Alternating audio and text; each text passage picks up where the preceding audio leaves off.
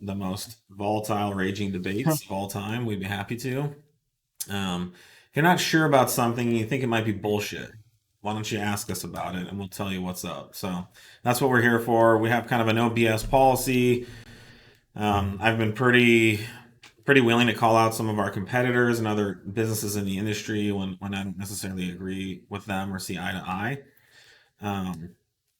Obviously, I'm here to make 034 Motorsport as successful as possible, but the way that I want to do that, and the people at this company that have joined me to do that, is we want to do it truthfully, honestly, without smoke and mirrors, without snake oil, without making false claims about what our products do or what you get as the customer. Yep. So we're very, very driven to cut through all that bullshit mystery and just offer the products as they are, that do what they do, and just be really open and transparent about what they do, to the degree that we post, I believe, more performance data and information on our products than anyone else. I mean, there might be like one product where one other company posts more than us, but you take a look at the 500 to 1,000 products that we have more information, and as we've gone along, we've gotten better and better about that. So anyway, sorry for the little tangent, but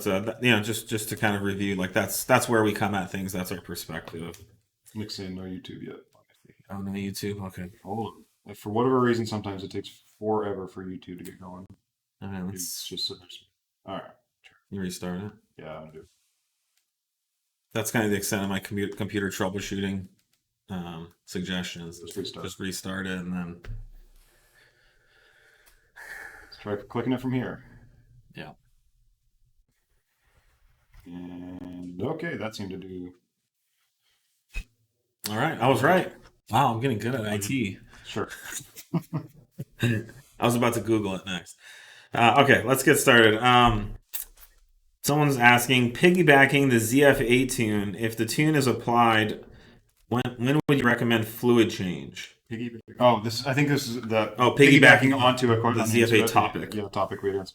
I don't think it changes your fluid intervals at all. I would say how hard you drive, how hot you're getting the fluid has more to do with that. Yeah, I mean, the bigger problem is if you don't have a tune and things like, things will happen where you start getting a bunch of clutch slip and other issues, and Sure. Your pressures aren't where they need to be, so that'll actually wear or cause more heat and more wear on the transmission than generally if you have a tune. So, yeah, it shouldn't dramatically change your service intervals, much. On some cars like the DSGs, the DL501s, the factory intervals I think were too far apart just to meet whatever regulations and things they were trying to get. We do recommend a shorter interval on those typically. ZF8, I don't think we've really seen a need to shorten that at all. Yeah, but yeah, there's nothing about a tune in a ZF8 that would cause your fluid to wear out faster. So, Nate's exactly right. This is an interesting question. How has the EPA's RPM Act impacted 034? All right, so there's a lot of confusion and misconceptions around what the EPA does and what it all means. So and what the RPM Act is, I think. Yeah, the RPM Act. Basically, in the 70s or 80s, I think it was the late 70s, Congress passed the Clean Water Act, which gave the EPA certain powers to regulate the air and water in the U.S. and that affected anyone doing anything with air and water. That affected. And what it did is it started creating regulatory standards for automotive companies in particular. It created regulatory standards for almost everything, but cars had to start meeting certain emissions requirements, and frankly, it was needed. There was a fraction of the cars in the U.S. than there are now, and the air was arguably dirtier than it is now. So, cars were just billowing out all kinds of crap out of the tailpipe. So starting in the 70s, emissions requirements were put into place, and it's the EPA's job to regulate those laws. Now, at that point, there was a clause put in that and I believe this was more in the 90s, that there was a clarification. Congress made a clarification that the EPA can regulate automobiles, but when they're used in racing, that the EPA does not have the right to regulate racing vehicles. And that was specifically if you're racing a Grand Am or SCCA or a racing series like that, or if you're off-road racing, whatever. Then there became a misconception that off-road use was okay. Well, that's not true. The EPA regulates on-road and off-road emissions for vehicles. So if you buy a tractor, it has regulations, emission standards. If you buy a four-wheel drive ATV or a dirt bike, there is also EPA regulations for the tailpipe output in those type of vehicles. So off-road is not exempt, but racing has always been exempt. So in the last 10 years or so, the EPA has made attempts to regulate racing as well. They see it as a loophole. They see it being misused, and so the EPA has come and said, we're gonna regulate race cars. And so if you're in a racing series, there will be emissions requirements. You'll have to run a catalytic converter, and that catalytic converter will have to meet certain standards, and there will be certain types of emissions controls on all vehicles, including race cars. So SEMA has fought for the automotive aftermarket industry as a lobbying agent. And so SEMA goes to Washington and they attempt to persuade lawmakers that racing vehicles should not be regulated and that would hurt the racing industry and that there would be no net benefit for the cleanness of the air. And interesting to note, take politics out of it. Donald Trump's record was pretty. He rolled back a lot of environmental regulations during his 4 years in office. But interestingly enough, the EPA's efforts continued to expand and grow even through the Trump era. These SEMA has successfully lobbied on the behalf of the automotive aftermarket and companies like us and continued to keep racing unregulated by the EPA. That may or may not change in the future, but right now, to date, we do sell some products that we only sell for racing use only. We warn our customers of that. Our catalytic converters are for racing use only. Any tune that we offer that removes the catalytic converter is for racing use only. So these, the EPA has regulated the Clean Air Act, has busted a lot of aftermarket companies that I know of, companies that you've probably heard of. And when these companies are caught clearly selling racing use parts to street cars or modifying street cars at their facility, then they're liable, and there are punishments and fines and things like that. So for us, we've put a lot of focus on suspension and handling products, which have zero emissions considerations at all. Other companies that sell exhaust systems have dropped any kind of high flow cat options. Everyone's heard of APR dropping that. We've scaled back our line. We used to sell test pipes. We stopped selling those because those are clearly they would be fine to be used for racing. We believe that you can use a catalytic converter in racing and still get almost all the performance and still run cleaner. And that's a win-win in our book. We got to breathe this air. We don't have any more air. This is the only air we have. So, it affects everyone in the industry.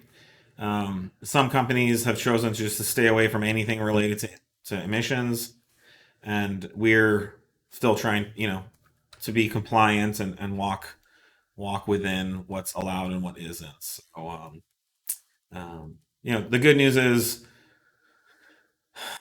we could produce a stage 1 TTRS RS3 on E85 with full emissions in place, and it makes how much power? The crank? Oh god, they're what? 500 plus north crank. of 5. Yeah, it's a fast freaking car. It's fully emissions compliant. It's pretty much just carbon dioxide and water are coming out the tailpipe, and it's rocketing you to 0 to 60 in under 3 seconds. So I think these laws are good. I'm glad that the EPA has been regulating it. There's now 800 horsepower demons that are clean, environmentally, um, compliant cars, and that has pushed automotive technology to a much better place. There's no reason to have a lot of pollution and to make it. If you can make 800 horsepower without the pollution, great, let's do that. And I think there's been a lot of great technology that's come out of that. I wish that the EPA carved a little bit more space out for the enthusiast market. Like, I'm sorry, people, want to go stage 2 on the street. That is not causing, issues with our air. That's not it's generally these enthusiast market vehicles are typically some of the most highly maintained and clean running out there. So it's a really small it's portion. tricky. I mean, honestly, I would say it's one of those things where you can't really open the floodgates though without everybody coming in. So yeah, but like charge enthusiasts like $500 a year extra for a special license, and then use that money to like actually clean the air, and so you actually make real differences. And I don't know. I mean, cow farts. Automotive tailpipe output compared to cow farts is just infinitesimally small. So, all right, let's move on to the next question. Always kind of I don't know. I would just say in general, when you hear stuff about the EPA, what I just said, I think is very accurate, and this is all information that I've gained from being in the industry and even speaking to lawyers at SEMA and things. So. Anyways, all right. How do I find out when new revisions are available for ECU TCU tunes? Are they listed somewhere? And seems like we're talking about this every week. It's something we've talked about. Actually, just stuck that question in there. We're trying to get better at releasing these updates. We will be getting better. Basically, when the ideal workflow we're working towards is anytime we push a new update to the server, anyone that's flashed that file or that generation of file will get notified that there's a new version. So that's what we're working towards. We're getting there. Yeah. But currently, in the meantime, you can always just check in your flashing portal. If it's a big enough release, and not just some really minor esoteric, update or bug fix or whatever, we'll announce it. The last big one we did, and we're not doing these all the time. We're trying to get files up that are, as dialed in as possible. So, yeah. The last big one we did, we shot an email out to everybody that had it. So that was beginnings of that. Besides carbon, would there be any advantage to the X34 intake over a P34 offering for the B9S4? When can we expect that product to be available? B9 P34 is coming out. It's done. B9S4. Sorry. B9 S4 P34 is done. I don't know why we haven't released it yet. No, there's no performance difference in that particular application between the X34 and the P34. There's no performance difference. The shrouds are the same. The air handling is the same. The filter and all the stuff that matters is the same. It's just the difference between carbon and plastic. We decided to do a plastic version of the carbon, which is the P34, because it appeared that there was more price sensitivity in the B9S4 market than we anticipated. People are weighing price heavily against, their purchasing decisions. So, and we have a silicone hose instead of a carbon tube. So again, the silicone and carbon don't perform any differently. Right. Silicone's just a lot cheaper, and so is plastic. So this will be a much better price point, and we got to release this week. I don't know. So let's look into it. Let's figure out what's going on. Why it hasn't been released yet? And one issue has been air filters. We've been getting hammered on air filters. But good news, we're getting weekly shipments now, and some of you have probably received your B8 X34s, and in the last week or two, and more are shipping out all the time. Air intake kits for the A6C7 3.0T. Yes, that's in engineering. It is, yeah, Okay. yeah. So that's coming out probably this summer release. Initial prototypes and engineering is done, and we're now in the testing process. What order should I flash my car to E40 in? Fill up first? Should I put ethanol in first? Or 91, 93? What's the proper ratio from empty? So this would be going from like pump fuel to E40. I mean, you should already have 91 or 93 in the tank anyway. Yeah, I wouldn't ever run anything less than 91 on But it doesn't a matter. BAS4. It doesn't matter if you have 91 or 93. 91 or 93. Just if you have 91, you need a little bit more E85. Even then, we the ratios and what we spec is based on an E40 blend from 91. So, Yeah. But as far as when to do it, generally I would, ideally we always say have a gauge on the car. That'll let you know exactly where your mixture is, and you're able to dial it in correctly. If you're guessing or you're just going by ratios from the pump, you still will probably need to know what the pump is pumping out at the very least, which to know how to blend it. So you're going to need a gauge, or they've got handheld metering vials that you can look at and see what your ratio is at the pump. But again, gauges are so easy these days. You can put in a gauge. Put in a gauge. That's easy. Yeah, and then you'll know exactly. Yeah, down to single digits. But generally, to the order of operations would be get the higher octane fuel into the tank, into the pump, into the motor, and then you want to do your flash after that, so that you've got the octane that is required for the calibration you're trying to load at the motor, at the injectors, ready to go. Yep. So yeah, just get a gauge, and you'll get a feel for what the mix is. But you just want to hit that E40 number. It can be plus or minus. Yeah. Hopefully plus, few percent. Oh, that's a good question. These are the kind of questions that make. Cryogenic frozen brake rotors, BS or not? Saw that pop up on Facebook. I call bullshit. Not to say that I think like an F1 team couldn't engineer and manufacture a brake rotor and come up with some type of cryogenic process that actually improves braking performance. I'm not even sure how legitimate the theory is. Cryogenic freezing companies say that cryogenic freezing somehow realigns the grains or atoms and the metallurgy. I think it's similar to an annealing process. Yeah, but the problem is it could be that in some NASA laboratory they ran experiments and proved that cryogenically freezing a piece of metal changed its properties in a way that was positive. It's possible. So there's kind of that archetype or truth that's out there, and in some situation it was proven that it helped. So now, like Joe Schmuckatelli sets up a shop in whatever city, and he's got a machine that can, with some liquid nitrogen, that he can move the temperature down to minus whatever. And now all of a sudden your brake rotors are a lot better. Like there's a big jump between the laboratory test and what you're supposedly getting when you ship someone a brake rotor and they ship it back to you and it's identical. Like you have no way to know that was cryogenically frozen. So the BS factor is introduced in many ways. It could be that they're just receiving your brake rotor and shipping it back to you 2 days later, and charging you however much money.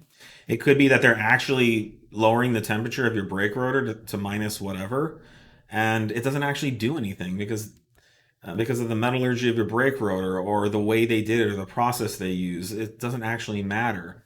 Or it could be that it does change the metallurgy of your rotor and it doesn't matter for the use in braking.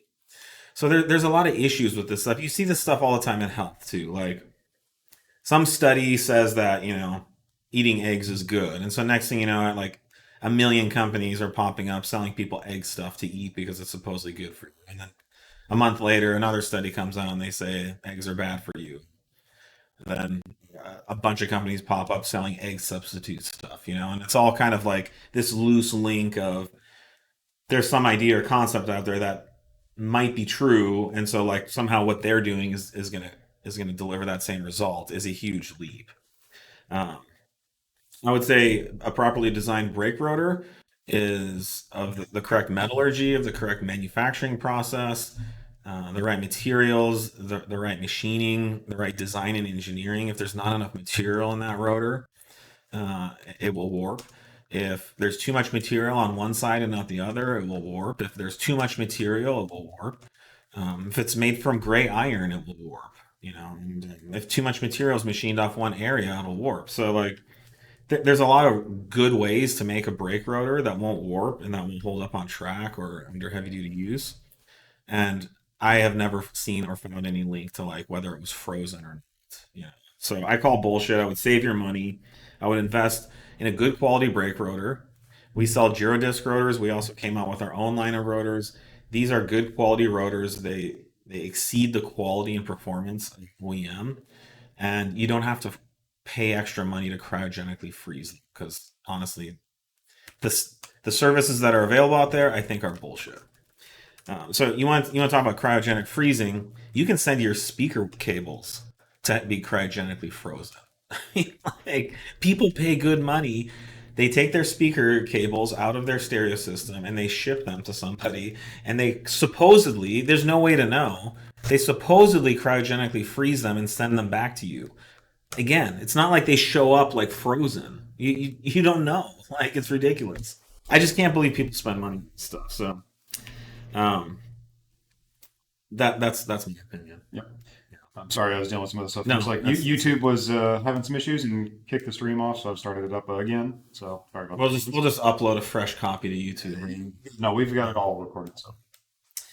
So yeah, I don't know. I mean, honestly, if you pay someone for a product or service and you have no way whether that product or service was performed or delivered, you should be skeptical. I mean, generally speaking, be skeptical. Like, I do a lot of woodworking, and so my router bits get dull, and I ship them to a place, and when they show back up, they're sharp. When I send them out, Things they're dull. Like, when I send them out, I can run my finger along the edge, like, and nothing happens. And if I did that when they came back, it would cut my finger in half. So like, I know they got sharpened because they're fucking sharp. So I would just say, generally speaking, when you're dealing with these types of products or services, if you can't even tell what was done, then there's a very high chance you're getting duped. All right. Can you explain the difference between track density 65 durometer versus street density 50 durometer in terms of what the driver will feel or notice on the 3.0T Supercharged? Yes, absolutely. So when we design and engineer street density mounts, the result we're looking for is the stiffest, firmest mount with the most drivetrain control that you still can't really feel. So the factory mounts, let's say this is the threshold of NVH where your like butt starts vibrating. The factory mounts might be down here. So there's a lot of room for us to stiffen that up and improve the performance while still being below the NVH threshold that the average person would consider unsavory or problematic. Now, if this is the NVH threshold and this is stock and this is street density, for track density, we're going up here, right? So we're continuing to optimize the drivetrain control and stiffness of the mounts with very little regard for what you think is bad NVH, or I would think, or anyone here. The butt vibration scale. So for NVH, we're talking about noise, vibration, and harshness. So noise means you can hear the engine, you can hear the transmission, you can hear all the things that are happening in the car. Your car is now acting like an amplifier for those vibrations and sounds. Vibration is your butt jiggles, your rear mirror rattles, your dash rattles, your girlfriend complains and asks like, why is your car sound like it's about to fall apart? And then harshness is, a combination of all those things where like you're feeling the car, you're feeling the mechanics. Nothing's wrong. Sometimes people contact us like, I installed these motor mounts, I think something's wrong with my car. It's like, no.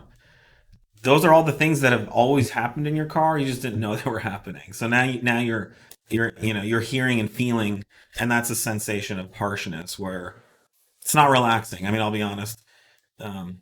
As I get older, that's not a relaxing feeling to be in a car that's vibrating and with extra noise. So um, if all you care about is performance, for example, you're trying to go as fast as you can, you're trying to break a world record, you're tracking your car a lot, and when you get on and off that throttle, you want that power to hit the tires instantaneously and you want that additional control, then go with track density.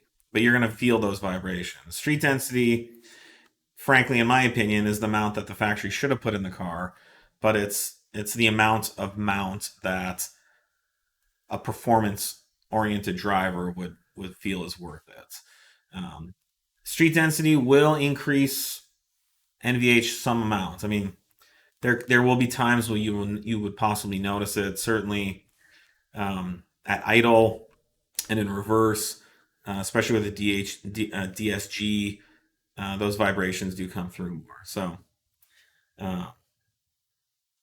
So I mean, I think the best way to put it is, if you care about vibrations, definitely go to street. It'll be that noticeable change from stock, but not to the point where you're impacted daily. Or noticing it daily. Yeah. Is 21 psi on my stock GTI turbo equivalent to 21 psi on an upgraded turbo? This is a good question. That's a good one, and definitely not. Absolutely not. So, boost pressure in an engine is an interesting thing. It's actually a measurement of the restriction of the air getting through the motor. So the motor is just a big air pump, and the turbo is the last line in that pump. And to push 21 psi through a stock turbo requires, or is going to generate a certain amount of pressure, because it's a little turbo with smaller orifices, smaller turbines. So when you take that plug off the end of the motor, put a much bigger turbo there with a bigger orifice, bigger turbine, bigger housings, bigger everything, it's going to take a lot more pressure to get, or a lot more airflow to get to that 21 psi of pressure going through the motor again. So the amount of back pressure in an exhaust manifold is a very substantial thing. Yeah, and it comes into play pretty dramatically on overall boost pressure. So I'll get a little bit more granular. So 21 psi on the stock turbo and 21 psi on a KO4 aren't going to be that different, right? They're going to be pretty similar. Right. Yeah. It depends how big we're talking here. But if you're talking about 21 psi on kind of a stock turbo or other turbos that are similar in size, the KO4 is a little bit bigger, but it's not a lot bigger. Now, if you're talking about 21 psi in, say, like a GT35R or a GT42 RS, absolutely not. Yeah. And so here's a good analogy, and here's where I really learned about this. Is we used to build, I don't know pictures, but if you check out our 10th anniversary shirt, it has all the project cars on it, and the 80TQ right here. Yeah, well, 80TQ right here. This is where I learned. So, when I built 80TQ, I started with a stock K26 turbo. That's like a 250 horsepower turbo, and I maxed the boost out on that, covering 25 psi, and I made, I don't know, 250 wheel. Over the years, I continued to put bigger and bigger turbos on that motor. At one point, I ended up with a GT42 RS on it. So I made like 250 wheel on a K26 at 25 psi. 25 psi on the GT42 RS, same motor, same basic everything. Power went from like 250 wheel to like 600 wheel. Same boost pressure.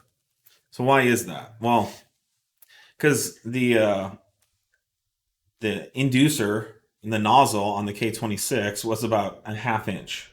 So I don't know if you can see, but all the air in the motor went through a nozzle about half inch in diameter. And that's how a turbo produces boost pressure. Is it focuses all the exhaust output of the motor in a continuously reducing radius housing, which is the turbine housing, and the AR ratio plays into that.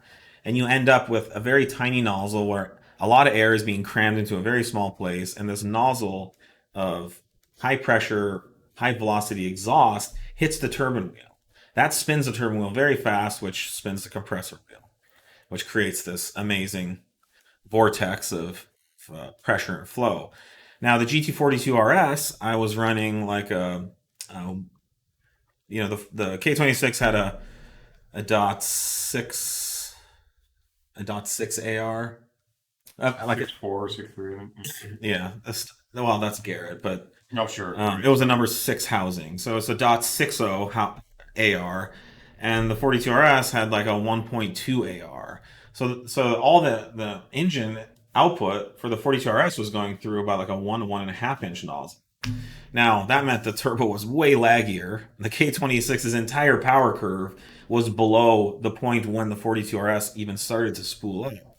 But the amount of air that was able to flow through the motor at that higher pressure level was much higher because the holes were bigger for the stuff to go through. So there's these compromises where um, you're going to need more flow to get to the same pressure. But boost, when you're looking at your boost gauge, you're only seeing one thing. You're seeing a static pressure. But what's happening inside the engine is static pressure that's moving through the motor. And so that's the difference, and that's when Nate's explaining the resistance. If you have that small AR, you're going to build 25 psi very easily. The static pressure will be the same, but the net flow of the pressurized air going through the system will be much lower than with a much bigger turbo. So I think this is an important thing to keep in mind.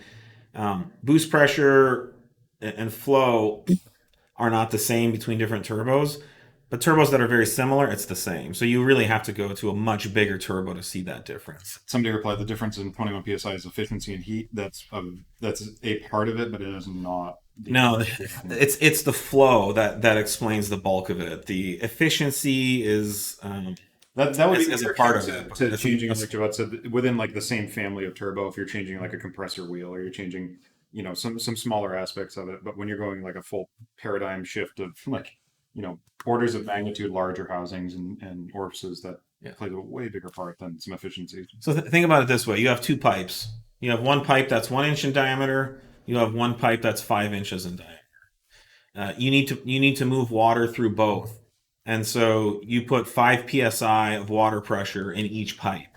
Which pipe is going to flow more? Like if you're comparing 5 psi between a 1 inch pipe and a 1.25 inch pipe, the flow difference isn't going to be that big. But between a 1 inch and a 5 inch, it's going to be massive. So the pressure is only one variable. It's the net flow through the system that's the other variable, and that's what people miss when they only think about boost pressure. So these bigger turbos flow more air. So your stock turbo flows 25 pounds of air, and a 42RS flows 900, or I'm sorry, 90. So it's 4 times more flow. So if it's producing the same pressure, it has the ability to flow 4 times more air at that pressure, and that's where the big difference comes from. I would recommend anyone out there who's interested in turbos to read Corky Bell's book. What was it called? Just had it. Maximum Boost. Read that book. It's old and it's good. It came out. I was just getting into cars when it hit the market. It was like in the Maximum Boost. It's a good book. If you understand everything in that book, you will know more than 99% of people out there in this community. There's a lot of misunderstandings around turbos and pressure, but and then this is the other reason why we always talk about like the most boost isn't always the best. There's the right amount of boost that's the best. If you're trying to push a smaller device to a higher pressure that it's not suited for, then it's not going to do well. And I think the ultimate example was when we did the time attack car. We built a same motor. We would just swap different turbos on and off the exhaust manifold. We had a 35R setup that would do about 500 wheel and about 30 pounds of boost. And then we'd throw the 45R on it. And on the wastegate pressure at like 10 psi, it would put down like 650 to 700 wheel, just like the lowest boost we could run. And it's just because the entire 35R could fit inside the 45R. The flow, we went from 600 CFM to like 1300 CFM. So that's why the power's there. This is a great topic. If you guys want to talk about it more, put in some questions for next week. We'll keep going. There's a lot to talk about there. And this is a really tough concept, I think, for a lot of people to understand. And it's tough to explain it, too. It's really tough to explain. Trying my best. It's counterintuitive. It's like, more boost is more power, but more boost is again the measurement of the restriction of the air getting through the motor. So it's it's a tough one. An exact corollary or analogy is the pipe analogy. 5 psi in a 1-inch pipe versus 5 psi in a 5-inch pipe. What do you think is going to happen? How much work can you do with that water coming through, or whatever's coming out of it? So, yep. I don't know. Maybe like guns, like bigger bullets have more energy, So, and they're bigger barrels. Maybe the muzzle velocity is the same. Yeah. Right. You can have the same muzzle velocity, but a lot more energy behind two different, loads. Oh, smoked brisket recipe. We got to talk about that. So this is a topic that's near and dear to my heart. I think there's a lot of fancy schmancy brisket recipes out there, and I'll let you guys go out and find them. I think I may have talked about this, but first off, if you don't have one, you should go buy a pellet smoker. They're like $500. The Pit Boss ones are great. You don't need a Traeger. Traeger ones are really nice too. They're generally more expensive. You can get a Pit Boss at Lowe's or whatever for about $500. They're awesome. They work great. That's the best way to smoke anything because you have a closed loop electric control system that can target one temperature very precisely, and that's what you want for low and slow cooking. So I think I'm going to go the opposite direction. A lot of people. I'm just going to say buy brisket. This isn't a traditional smoked brisket recipe, but this is freaking delicious. Anyone you make this for will love it. Get a brisket and slice it into 1-inch slices. Put it in a pan. I buy those little aluminum pans by the dozen, and then seal the top with some foil, and put it in the smoker for about 3 or 4 hours. And what that's going to do is that's going to steam and slow cook that meat, render out the fat, break down the connective tissue, and leave you with a tender pull-apart meat. After you should be there about 3 or 4 hours. By slicing it, you're increasing surface area and letting the heat get in faster, as opposed to like leaving it in one piece. Then remove the foil and start salting it. Nothing else, just put salt on it and move it around. And at that point, the pan is going to be filled with the rendered fat and juice from the meat. And I just recommend at that point rotating and flipping the pieces. They're going to start falling apart, and it's going to continue to cook. And those juices, the smoke's going to get in there, and then a lot of the juice is going to start evaporating, and so you'll just be left with the flavor from those juices. I recommend just doing it with salt, maybe a little pepper, just so you can really taste the meat. Really well cooked beef is incredible. Like there's a certain flavor that comes out, and when you start covering it up with lots of different spices and stuff, it tastes good, but you're not really tasting the meat. And so I think a truly remarkable result is to make this dish and feed it to someone and be like, guess what's in this? It's just salt, and it's kind of mind blowing because it's so delicious.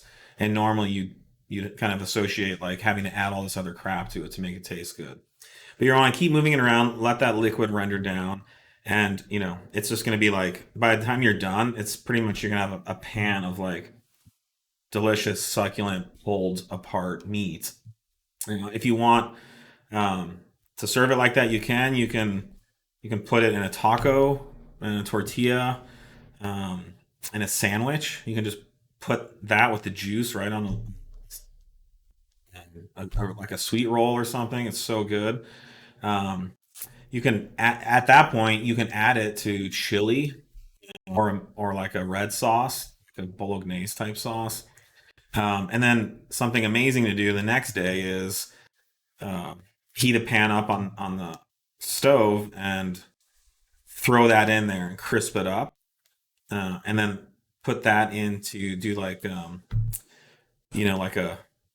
like a Mexican style taco with some eggs and avocado, cilantro, and that crispy pulled brisket. I mean, it's freaking divine. So it's super easy to do, not a lot of work. You just need that good pellet smoker. You could do this in a green egg, or I have a Primo too that I use. Just a little bit more work, kind of babysitting. You can even do it on a Weber and stuff like that. You're just going to have to really work to keep that temperature low, because what you don't want is the grill to get up to like 500 degrees, and it just dries everything out. So I actually have a video on YouTube. If you look at my YouTube channel, where I go through, it's a half an hour long video that I did about doing this with like a pork shoulder, but the cooking concept's the same. And that's I mean I've been smoking and doing meat for I don't know 15 years now. What the process I just described, I think is I got really complex and fancy and foofy with things, and I've gone back to just doing something really simple and well done. So I would check that out, and if you have any questions, you can follow up. All right. What gas stations do you guys prefer to fill up at? I I have filled up at just about any and every gas station, and I've never really had any Yeah, issues. I mean, But we've talked about this before, but most everything that's out there these days, unless there's some freak incident or some terrible hmm something or other at this that could happen particular anywhere. station, um, you should be okay on most stations. I mean, some areas will run different winter blends that can be nastier than others, but that's usually a region that's going to be impacted by that. But the particular stations are usually pretty close to each other. I would say like affiliating huge differences in quality between different brands of fuel is pretty much BS. I think Chevron puts certain type of cleaners and There's detergents in their additives and fuel, detergents and yeah. and that could be good or bad. I don't have any data to say that if you fill up a Rotten Robbie's that you'll carbon faster than if you were doing Chevron. I'm not sure. Again, you put the gas in your tank, you don't see the detergents and whatever they say. What do they call their stuff? Chevron has Oh God, they have a their brand branding. like They don't. stuff they Yeah. put in there, but and I've never really had or seen a bad tank of fuel again, unless Nate says like they accidentally pour milk in the tank instead of We've gasoline. we've seen that station. That happened here What was it, before. San Jose? There's a E85. E85 got mixed with diesel. Yeah. That caused all kinds of fun. So we rebuilt some people's cars from that incident. But generally, fuel is a very strictly regulated, very finely manufactured product. People aren't just like making gasoline in their garage and selling it. So this, gasoline is manufactured in world class refineries with incredibly strict regulations. Some of the most accurate and process driven scientific manufacturing processes on Earth.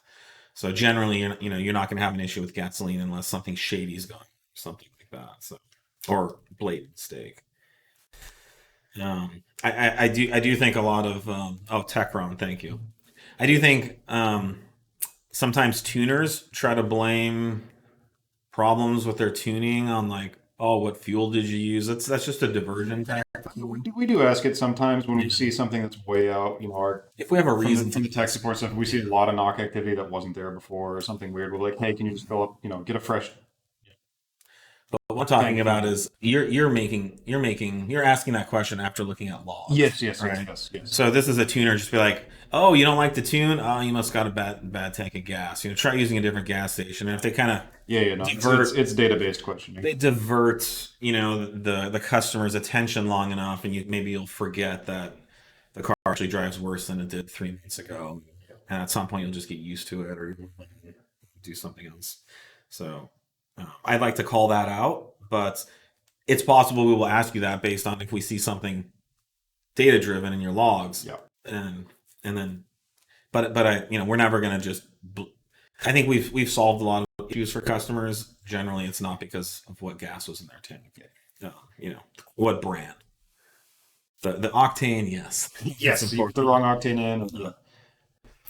Dynamic Flush adjustable billet motorsport meat smoker with Techron. I like the idea of let's leave the Techron, Leave the tech. maybe with some sodium, but um the so we want to do a quick product highlight, and we've been trying to do some of these while we have your attention. We appreciate you guys listening, but this is our 19-inch by 9.3 ZTF wheel that we released recently. This wheel is specifically designed for the B8 S4, A4, and B9 A4S4. This wheel is 9.3 inches wide. It's actually 9.34 inches wide. We took a little artistic freedom with that. But we found that 9.5 inch really pushed the fitments. 9 inch left some room to utilize. And so I think we're one of the first wheel companies, or one of the first companies to release a wheel that we've taken that advantage of that little extra space. Yep. This is a fully forged wheel. We have this is a 35 mil offset. We have one color currently, which is we refer to as our anthracite color. As you can probably see, it's also can be referred to as gunmetal or like a dark silver or midnight silver or something like that. This wheel is designed to fit with no spacers, no hub centric required. So there's actually no hub centric adapter. The wheel is hub centric, so you can't lose it. It can't fall out. It can't melt. Yep. This wheel has a 66 millimeter bore, which fits perfectly over the factory hub. This is the same way a factory would. So as with a lot of our products, we came at this with, what if Audi offered an upgraded world-class forged wheel? What would it look like? What would it be like? What would the features be? So there's a whole host of other features like the knurled bead knurling, which prevents the tire from rotating on the rim. Yeah. I don't know if you can see it in the picture. There's a bunch of undercut. We've optimized I-beamed strength basically. and weight. So this is a 19-inch wheel, weighs about 20 pounds. It's it's very light for being such a big wheel. And so these are in stock. These are what we believe to be one of the finest wheels on the market, specifically for the B8 or B9. We're looking into like A5S5 fitments. Those cars can eat up more wheel, and so we're looking at even wider wheels for those. But this is a great option for anyone that's looking for a really high quality wheel for the street or track. We have not been able to bend or hurt one of these wheels yet. We have hundreds and hundreds out in the market currently. There's another wheel brand that we were representing for a long time. We were cracking the wheels and bending them all the time. Yep. And so were our customers. And we've had this basic wheel out in the field testing for over 3 years, and again, haven't had one single issue. And that's the kind of wheel we want for. These are not cheap. They're an expensive option compared to like flow formed and cast wheels. But if you're looking for the best and from a quality and performance standard, this is it. Yep. This is it. And actually, our fully forged world-class wheel is quite a bit cheaper than some of the other options there. And yeah, they need to be compared to a fully forged, motorsport level offering too. Yes, that's you can't compare this to a flow form or something like that. But not only is it a high quality wheel, we've curated this exactly for the B8 B9 platform. The two cars have the same wheel fit. Someone's coming. I wish they came in black or bronze. You can always get them refinished too. You can get them refinished if you want. We are looking into bringing in additional colors. We just really need to get the line off the ground, and we're also looking into like local, refinishing options.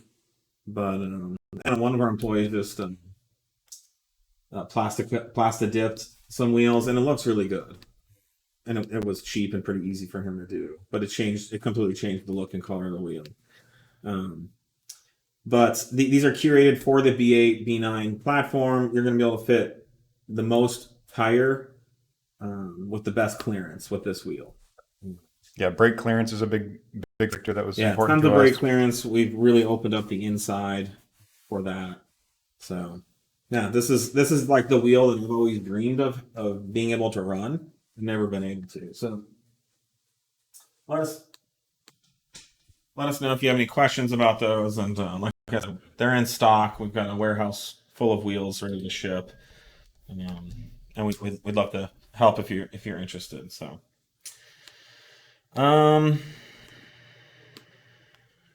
You know, someone says, I can't imagine paying nearly $700 a wheel. Why should I choose yours? I mean, that's what I was explaining. Yeah, It's there's a lot more to it than if just a wheel. if you want to be able to hit a pothole, you want to be able to. Don't hit a pothole. I'm not But saying these are if you designed happen- for if you it, have to. but the wheels that we've run in the past, like you could see the pothole coming, and you're like already like dialing the tow truck, you know, in your mind.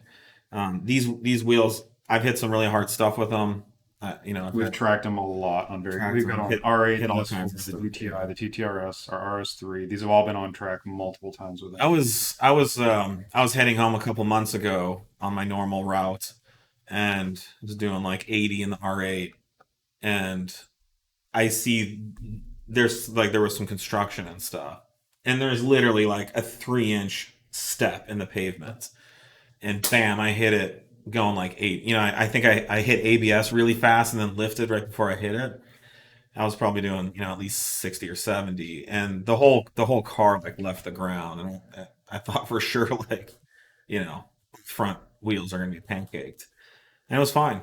I mean, it bottomed out the front suspension super hard. It's felt horrible, but I've had many experiences like that with these wheels, and we don't have a we don't have a guarantee that they're indestructible, but they're very strong, tough wheels. The difference between a wheel that costs $300, 700, you know, in this case, it's the strength. The strength, the forging. This wheel is machined out of one piece of aluminum that's been squished under incredible pressure into its final shape. So they're very strong, and they're very light for what you get. So they're going to be substantially lighter than any kind of flow formed or cast wheel that's comparable. Yeah, of any kind of equivalent string. So that's what you're getting, you know, strength and performance, and then the fitment. You know, we've engineered this wheel to fit on a B8 or B9. Does it fit other cars? I don't know. I don't care. You know, Yeah. we didn't make this wheel for anything else other than a B8 or B9 S4 or any other Audi that has similar wheel fitment, you know, requirements. So if you're looking for the best, most well engineered wheel for your B8 or B9, this is it. And it's not $300. Sorry. It's very reasonably priced for a forged wheel. Okay. All right. Someone's asking thoughts on using octane boosters. Never. I would not ever recommend that. You don't know what your final result in octane is. Yeah. You don't know what it's made of, what its properties are. Never once have we ever recommended or used. It's bullshit in a bottle. All right, next question. Will the B9 S4 need a TCU flash? Will it need it? You will be power limited. So yes, it is. It is not something needed. even at stage 1. Yeah, I mean you can run on the stock TCU, but you are going to be capped at a level of power that is below what the stage 1 file is capable of. Yeah. No, a level of torque. Sorry, I guess. All right, let's just keep moving through. Yeah, See if we bunch can get of to. What do you consider to be the safe torque limits for a stock internal EA888.3 and DQ381? Just real quick. So this is like a MQB S3 or Golf R, so like 20, I guess DQ381 2019 or later. 4-cylinder. I mean, generally on most of the VAG motors, we try to stay under about 100 foot-pounds of torque per rod. It's kind of a It's a good rule of thumb that's worked out pretty well over the years, and still holds true with most of the VAG motors out there. So let's talk about rules of thumb next week. I'd like to. There you go. But yeah, just based on the experiences that we've had with these motors, that still has held true. So yeah, 100 foot-pounds of torque per rod, you're looking at about 400 foot-pounds of torque. And torque is what you're looking at when you're talking about not horsepower. Horsepower. And the DSG 500 foot-pounds of torque. Oh, the 381 is very strong. Least, yeah, you're gonna be well beyond that before the DQ 381 or the 250 are a problem. Does 034 plan on supporting at-home flashing for Simos 16 CREC engines? Yep. Yes. Yep. We're working on it. Sorry, it's not out yet. It's a much more market, so it's it's coming, but we do plan fully support it. I noticed your advanced launch control cycles much more rapidly than the competition. Is there a benefit to this? I don't know what the competition is doing, but we do everything we can to very accurately hold a level of power and so we have we went in and completely rewrote those limiters and how, we created our own launch limiting strategy and what it does and have full control over it. So we're not hijacking some OEM function or method to try and get it to do what we want. Ours is optimized. We don't know what anyone else does. But as you know, the cycling is what keeps, the engine at that RPM. If it cycled too slow, the RPM go up, or if it cycled too slow, go down. If it cycled too fast, the RPMs would go up. Yeah. And ours isn't just it just whacks into a limiter and cuts. So we have a strategy that adjusts, timing and control around it before cut. So there's a number of things that go into it. I've heard you're working on an 85 mil throttle body for the 3.0T engine with greater gains than other products like the ultracharger. Any info about this? Okay, well, I'll clarify real quick. We haven't said it has greater gains. We will publish very accurate performance numbers for this product. What we can say is it's a 034 Motorsport designed and engineered product. It's exactly what we believe it should be. It will be priced very competitively, probably better than of the other product market. There's no hot dogs or funny business with the throttle body to get it to work. It's how the throttle body would be implemented, in an OEM type application. We'll be releasing more info about that soon. We're just waiting on our castings to come in. We have hopefully the final hard part is on our car and going through testing right now. Yeah. We're calling it the Super Duper Charger because why not? There's really nothing ultra about this product. It's a bigger throttle body and makes some more power above 5,000-6,000 RPM. So we will speak very accurately about it as we always do. Would you consider making replacement rotors for other big brake kits? Yes, if we could sell a bunch of them, but probably not. But yeah, if it's a product that everybody, we just released bypass hoses for the APR bipipe for the 27T because they stopped supporting that product. A bunch of people said they needed them, and we've actually sold like 20 sets since we released. So that makes us feel good. Yep. And we're here to sell parts, right? So how are we doing on time? We got 1 minute left. Okay. You guys state you're running -3 degrees of camber on the GTI test car. I'd like this run slightly less in the realm of 2.5. Will there be a drastic difference? Our camber plates with the stock, everything else should be around 2.5 degrees. It transforms the way the car drives and handles. You should definitely do it. I think maybe when we said 3, we're probably rounding up from 2.5. But and we've played with when we were developing those plates, we did have some higher offset ones. We did. 2.5 is great. The problem is if you go too much camber on the street, you're going to accelerate inner tire wear. So, okay, I think that's all the time we have for today. Thanks for joining us as always, and we'll see you next week. Yep. Thanks, guys. Cheers.